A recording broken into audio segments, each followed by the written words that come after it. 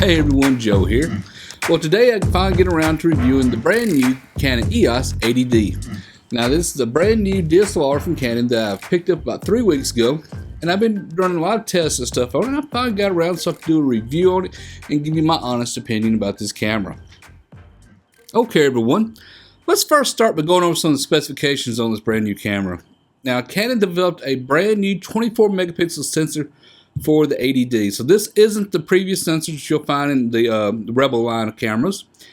And also, they've upgraded the focus system to a new 45 point, up from the previous 19 points found in the 70D, which is quite nice. You have a lot more coverage across the viewfinder. And also, they now have the Digit 6 processor in this camera. So a lot of processing power there, and a lot of new features. In addition, they've upgraded the viewfinder. Previously, you only had about 95-98% coverage. This now has a 100% coverage viewfinder, so it's quite nice. That eliminates a lot of cropping stuff that you might have to do. In addition, the dual pixel autofocus system used by the video and live view has also been improved, and it is quite faster, quite nice. The ISO speed, base ISO has been bumped from 12,800 up to now 16,000, expandable up to 25,600. So you do get a little bit more ISO performance in this new camera.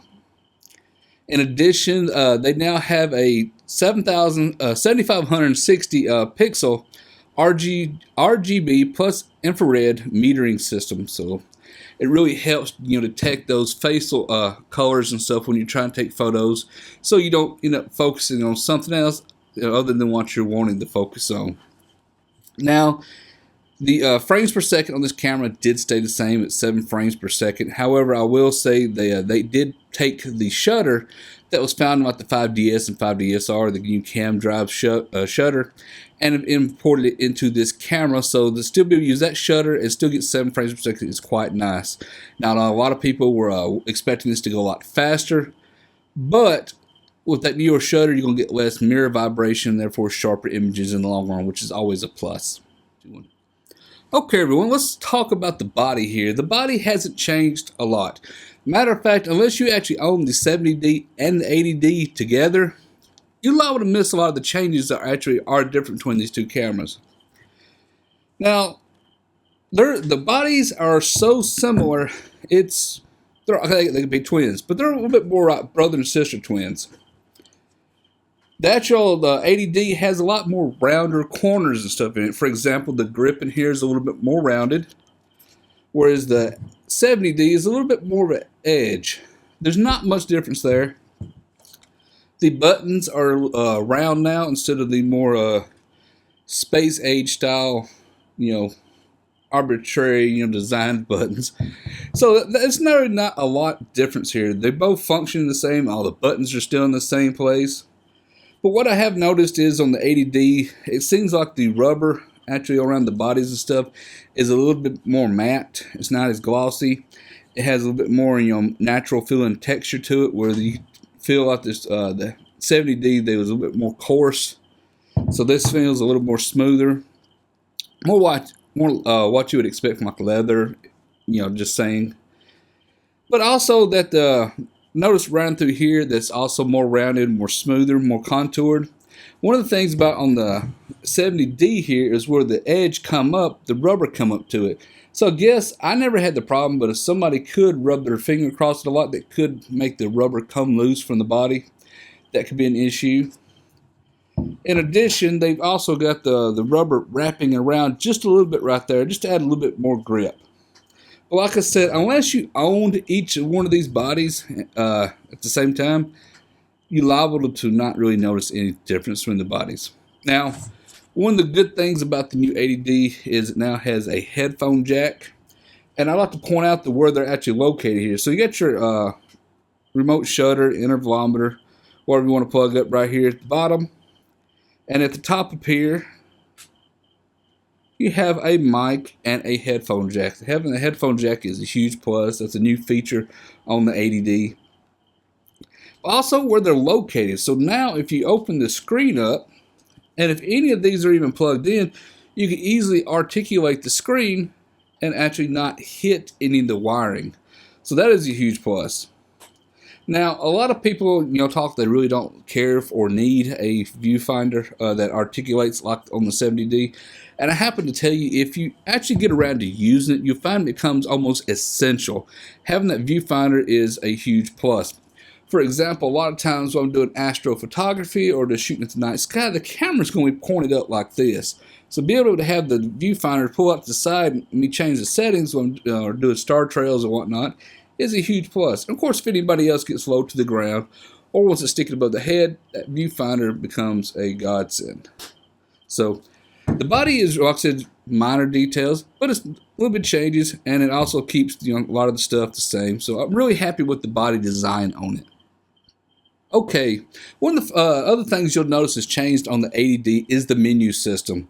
Before you had at least 15 tabs at the top, and they've changed it to you now have 5 tabs at the top with sub-menus. So I think that really helps and adds a lot more ease of use to the camera, especially since it now has a touch screen that you can go through and get to where you want to go a lot faster. Well, the first thing I noticed from the photos I took with the Canon 80D was the increased dynamic range and ISO improvements, which was quite shocking to me as how much more they are increased, at least the dynamic range was, because Canon really didn't make a fuss about this camera supposed to have higher dynamic range and stuff. So for me, when I actually got the photos in the Lightroom and started looking at them, I noticed that the shadow areas had a lot less color noise, and that the grain pattern from even the higher ISO noise seemed a lot nicer looking. Before, on like the 70D, I had a lot of banding and stuff, which is just horrible to look at. With the 80D, I was able to get about a half stop to a full stop and more ISO performance from this camera. And what the even though the grain was still there in my photos at like ISO 6400, it was more pleasant looking. I guess that's the best way to explain it. It wasn't like a horrendous grain that you just totally hated and didn't want to show nobody. And when I also did some other tests and stuff and took a lot of underexposed photos, I noticed with the increased dynamic range that you could pull up about 5 stops of information that otherwise would be completely lost, which is quite nice. Because a lot of that shadow area, normally when you pull up information, that's where noise tends to hide the worst, was actually a lot cleaner, and the fact that you could pull up the information from something that was almost completely pitch black was quite impressive. Now, Canon talks a lot about the new 45-point AF system and how quite nice it is in the new camera, and I have to say it's pretty average. Though I do like the fact that you have 45 points. That means you got more creative control over your subjects in your viewfinder. So if you're wanting to say focus stuff on just the left hand side, you can easily move those focus points over and you got a lot more creative control. However, the system is supposed to be designed to track skin tones and stuff a lot better, but I find if like in the late afternoon when I was trying to take some photos of my daughter testing the system out, if you get around anything that has more contrast than say her, it would still jump over to whatever has most contrast.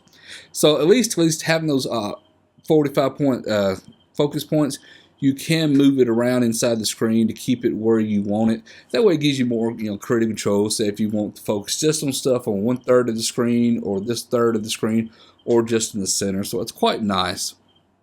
Now, what I was impressed with, exceptionally impressed with, I will say, is live view focusing. Before on like the 70D, I use it a lot, live view, for like my portrait works and stuff here inside the studio because it has just the most amazing focus facial tracking.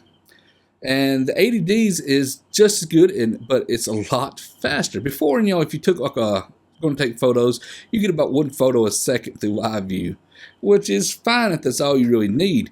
But I've noticed you get around 5 shots a second in live view in the new 80D. So it's like a speed demon compared to before. So that is a quite huge improvement, and I was very, very impressed with it. Okay, everyone.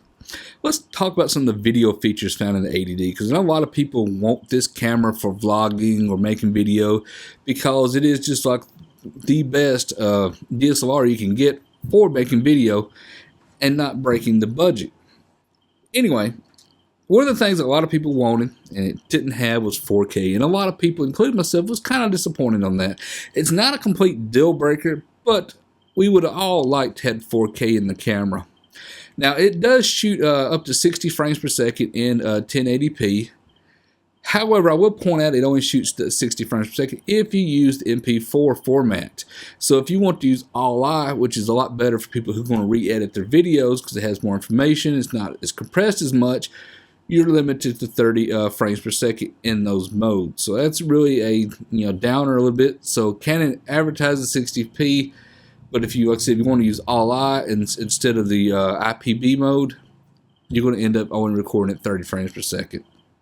Now, I thought the video was quite nice. Maybe the 1080p HD video felt just a little softer than what I really expected compared to what I'm normally filming with. So I was really, even using my art lens on here, I thought everything was smooth. It was nice. Could have been a touch bit sharper. I don't really understand why it was as soft as it is. Maybe that's something Canon can possibly fix in an update, maybe a firmware update. But get over to what the video tracking and stuff. The video tracking worked flawlessly. Now I tested it out using the 18-55 STM lens from Canon, as well as the 18-35 art lens from Sigma, and I found it works really, really nice, no matter what type of lens you put on it. And I did notice that if you use like STM lens, there is a little bit more customization you can actually do as far as the way it tracks focus and stuff, as far as speed and the attack speed and everything. So that's quite nice. Now there are other things you can do to adjust it that are available to other lenses, like the Sigma art lens. The speed at which it transfers when pulling focus from one subject to the other, you can adjust all that. So it's not fixed. You're not stuck with what you get is when you first get the camera, the speed, if it's too fast or too slow. You can adjust those in camera, so that is fully customizable. Let me get that out correctly. Now, like I said, I used 18-35 art lens on here, and I thought it worked great. Did quite well. It was really nice to have the touch screen and be able to pull focus across from one subject to the other.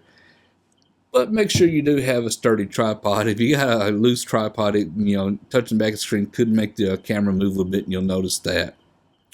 Now, one of the features I didn't really think I would like as much as I do like now is the Movie's time-lapse function. So if you go into video in this camera, you now have an option to use time-lapse video. And one of the problems you have with a lot of time-lapse video is the screen flickering from various reasons, normally due to aperture, not being consistently consistent, as you would say, opening and closing. So sometimes it might close just a little bit tighter when it's shutting down to say f4, or it might actually be a little bit wider, and so it gives a little bit of variance throughout the video and stuff. With the 80D, the way it does it is quite nice. It sets the shutter, the aperture, and it takes it in intervals. And what I can tell, it actually takes the regular 24 megapixel file and compresses it down to that one frame and records it without using the mirror, without using the built-in shutters. It's using a full electronic shutter when it's doing it, and it doesn't change the aperture each time, from going wide open to shutting down. So you get absolutely smooth time-lapse footage with this. It is absolutely amazing. Plus, it doesn't drain the battery, and it doesn't fill the card up. Since I originally thought this would probably end up filling the card up, it would probably act more like a video, be limited to 30 minutes. No, you can set this up to go for days if you wanted to. The time-lapse function for his video is very, very nice. The only really downside to it is if you wanted to export to 4K from your time lapses, you're only stuck to 1080p. But the benefit and the cost savings from not having to buy all special software to make your deflicker your videos and be able to do it in camera and just pull those clips over into Final Cut and just add your music is quite nice. I really highly impressed with the time-lapse function in this camera as far as video and stuff goes. Okay, everyone. Well, Well, there's two other features I'd like to mention that are new in the EOS 80D. One of those is it now has near-field communication NFC, letting you easily transfer your files from your camera over to your computer without having to take the SD card out or hook up a USB cable to it to transfer the files. The NFC which is pointed out here on the side. You can connect to the Canon Connect station, and you can easily wirelessly transfer your files over. Another thing the 80D has new is a new battery, the LPE6N battery. Let me get that out correctly. I know my 70D had an issue where the battery had shorted out, and when it did, it shorted out the DC board and the main board in my 70D, which caused me to have it sent in to be repaired. Hopefully we don't have those type of issues anymore with the 80D, with this new battery. I know the new battery does have a bit more battery life to it, so it means more photos and stuff, which is always a huge plus as well. Well, with any new product, there's always going to be things you like and things you dislike. So there's a few dislikes I have about this camera, and I want to go over, and I probably already mentioned a few of these.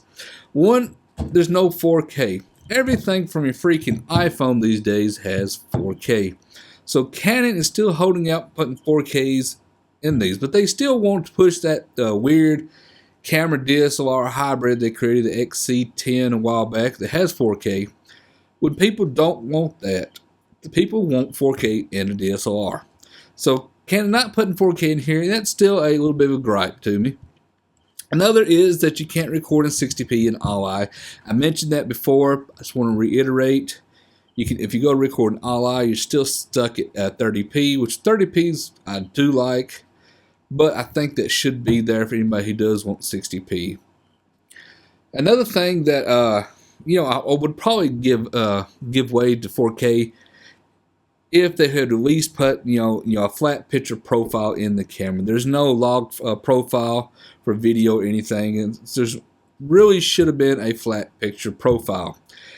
This is really handy for a lot of people who do retouch their video and stuff, and any camera that's supposed to be a video enthusiast camera like the 80D here, having a lot of video features, you think would have a flat picture profile.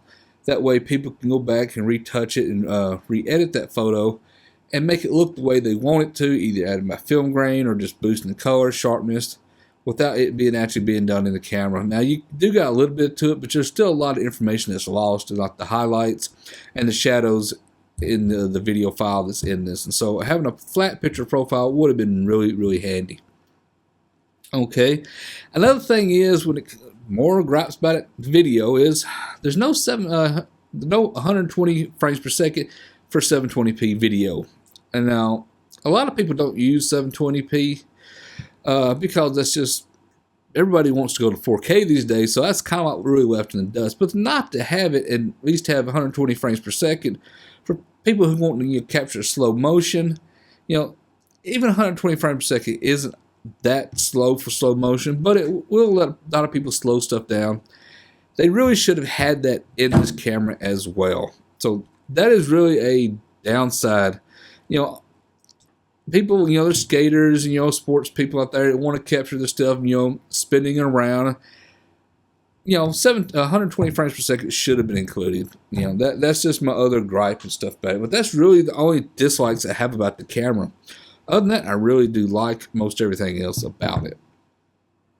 Okay, everyone. Well, my final conclusion on the camera is that it is a all-around fantastic camera. There really is no doubt about it. It's built quite well. It has weather sealing. Everything that a lot of people or an enthusiast would want in a camera without breaking the bank, and that's what I think is really important. So it does video quite well. It does photos quite well. And it does everything quite well, but it's not really the most perfect for either one of those. And that's kind of the trade-off when you get a camera. It's kind of a jack of all trades. It's a master of none of them. So there are cameras out there who do a lot better, I guess, in video. Those would probably be the cinema cameras and stuff. And there are cameras out there that take better photos and do better tracking and stuff, but their video isn't quite as nice. So if you're looking at it for a camera that has everything that either a beginner or a professional both will just really, really like and enjoy using, the EOS 80D is it. So, in my honest opinion, I'm highly impressed with the EOS 80D. I actually bought this camera myself, so this is my camera. It come out of my own pocket for me. So I'm giving you an honest review here. Overall, I really do enjoy the camera. I'm highly impressed with it. I didn't think I'd be as impressed with the camera as much as I am. I really do like it. I think the picture quality is amazing. The video is, really good. Video could be a little better, I guess you could say. It's still really good. There's nothing wrong with it. It's still an improvement over all the other Canon cameras. So it's, like I said, it's a great camera. But like I said, if you're looking for something who does video exceptionally well, maybe you want to spend, quite a few $1,000s on a cinema camera, Or if you're looking for something who tracks, wildlife and stuff better, then maybe you should get the 7D Mark II, because the 7D Mark II will track, subjects moving around for like wildlife stuff better than this camera will. Of course, it's priced higher. It's more expensive. And if you want something that takes even better photos than this, then you're probably going to want to step up to maybe the 5D Mark III, really, that have sharper images, or the 5DS and 5DSR. Like I said, though, those are priced quite a bit more than this camera. So what you're getting with this camera is the best, performance to price ratio you can get with any camera, not camera, but any Canon DSLR. So the 80D is highly recommended. I hope everybody does like it and will check it out. And I'll have a link to this camera down in the description below for anybody who want to read up any kind of reviews, check it out themselves, or if you want to buy it and help support my channel, do check out Amazon affiliate links in the description below. But that's it for this review, everyone. Hope I went in quite deep and covered a lot of things a lot of people are interested in. I know there's a lot more things I could have covered on this camera, but the video would have been an hour long. So I cut a lot of stuff down. It took a while to create this video and keep things very concise. But I hope I covered a little bit more information than you can find in other videos out there. I know a lot of people already put up videos weeks ago on this camera. A lot of them kind of lacked a little bit of information, so I think I'd covered a little bit more than most people did. But like I said, I do like the camera. This is my camera. I will be using this camera all the time, from everything from portrait work to even doing a lot more time lapse and stuff with it now. Just like I said, the camera is phenomenally great. It's just a really good jack of all trades. So don't get it and expect it to be the best at one particular thing. But if you're looking for a camera that does everything really, really, really good, this is it. Anyway, that's it for this video, everyone. I hope you liked this gear review. Hope you found it helpful. If you, like I said, if you are interested in this camera, do check out my Amazon affiliate links in the description below. And if you like this video, how about a thumbs up? Thumbs up's always highly appreciated. If you're not a subscriber to my channel, be sure to subscribe. Subscribing is free. It's for you and let you know when I release more videos. Until next time, everyone, thank you for watching.